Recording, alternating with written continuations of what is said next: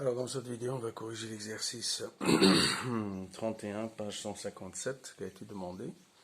Donc il s'agit bien de la fonction, comme on le voit ici, 1 sur x, qui est définie sur moins l'infini, 0, 0 plus infini, donc ce qu'on appelle communément R étoile.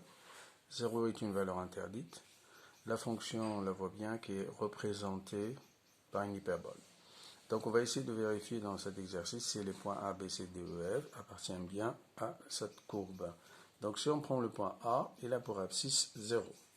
0 est une valeur interdite, donc ce point-là n'existe pas, donc il n'appartient pas à la courbe CF. Après on regarde le point B. Le point B, on calcule l'image de l'abscisse. Ça, ce n'est d'autre que moins 10 puissance moins 6, donc ça fait 10 puissance 6, ça fait 1 million. Donc automatiquement, donc le point B n'appartient pas à CF. On vérifie toujours par la fonction f de moins 80. On voit que c'est moins 0,0125 qui est égal bien sûr à l'ordonnée qui est donnée, donc C appartient bien à la courbe CF. On vérifie pour 60, l'image de 60, c'est 1 sur 60, c'est 0,00, etc.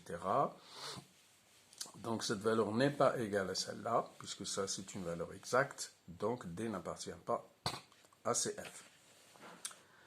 L'image de 0,00625, on trouve que c'est 1 sur 160, donc ça me fait 1 sur 160, pardon, donc E appartient à la courbe CF. On continue, donc le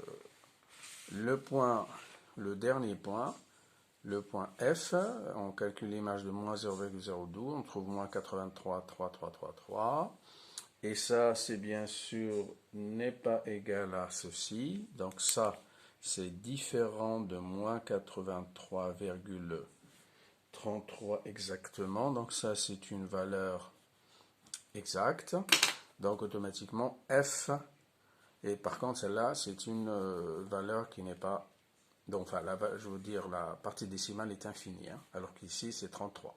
Donc, ce point, c'est pas celui-là, donc F n'appartient pas à CF. La deuxième question, on nous demande de regarder comment fonctionne le programme, voilà, qui est donné, hein. Donc, le code qui est donné. Donc, on voit que x égale à 1, f égale à 1, ce sont les valeurs initiales. Donc, c'est ce qu'on appelle l'initialisation des variables. C'est-à-dire, on commence à x égale à 1 et f égale à 1, c'est bien sûr l'image de 1 qui est égale à 1 puisque f de 1 est égal à 1 sur 1 est égal à 1. Alors, et on nous dit while, c'est-à-dire tant que l'image est supérieure à 0,03, je continue, hein.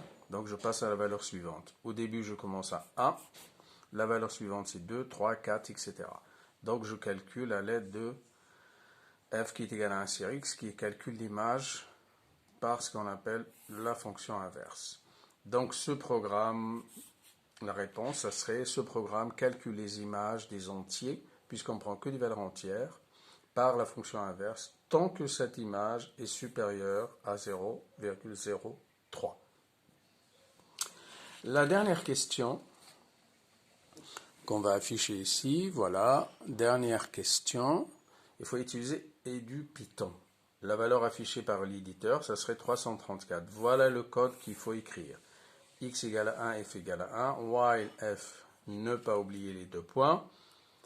Et quand vous faites entrer, donc il indente, donc la tabulation, x égale x plus 1, c'est-à-dire il passe à la valeur suivante de 1, c'est 2. Et l'image de 1 sur 2, l'image de 2, pardon, c'est 1 demi, donc il calcule, et après il va voir, il vérifie est-ce que c'est supérieur à 0,03, il continue. Et après on va rajouter ici print pour afficher les images. Et là il va afficher la dernière image calculée avant d'arrêter.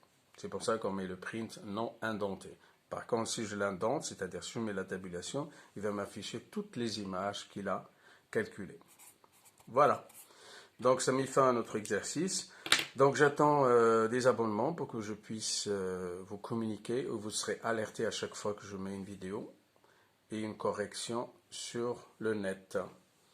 Merci, j'attends vos commentaires.